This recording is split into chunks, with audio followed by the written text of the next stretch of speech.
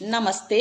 Part 10 சந்திக்து Vardhaman கால், சந்தேகத்தை காட்டும் நிகழ்காலம், டவுட்ஃபுல் ப்ரெசன்ட் டென்ஸ்.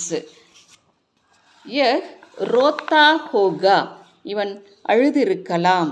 ய லாத்தா ஹோகா, இவன் கொண்டு வந்திருக்கலாம்.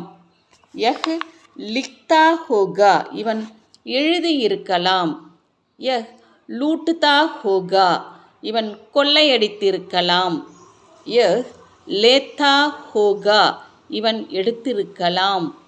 யஹ் லேட்டுதா ஹோகா, இவன் படுத்திருக்கலாம்.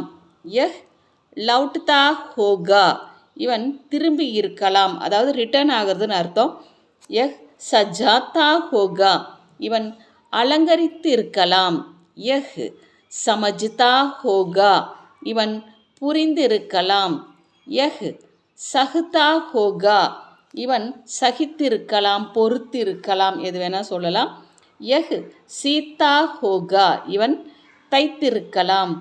யஹ் சோச்தா ஹோகா, இவன் யோசித்திருக்கலாம். யஹ் சோத்தா ஹோகா, இவன் தூங்கி இருக்கலாம். யஹ் சீக்தா ஹோகா, இவன் கற்றிருக்கலாம். யஹ் சிக்காத்தா ஹோகா, இவன் கற்பித்திருக்கலாம். யஹ் ஹன்ஸ்தா ஹோகா, இவன் சிரித்திருக்கலாம். யஹ் ஹட்தா ஹோகா, இவன் அகன்றிருக்கலாம். யஹ் ஹட்டாத்தா ஹோகா, இவன் அகற்றி இருக்கலாம். யஹ் ஹார்தா ஹோகா, இவன் தோற்றிருக்கலாம். யஹ் ஹராத்தா ஹோகா, இவன் தோற்கடித்திருக்கலாம். அதே மாதிரி வஹு வந்தாலும் சேம் அதே தான். வஹ் ஆத்தா ஹோகா, அவன் வந்திருக்கலாம், அது வந்திருக்கலாம். அவன், அவள், அது, அந்த. இப்போது மிஸ்கிலின் ஜெண்டர் வரும்போது ஹோகா போடுறீங்க. ஆத்தா ஹோகா.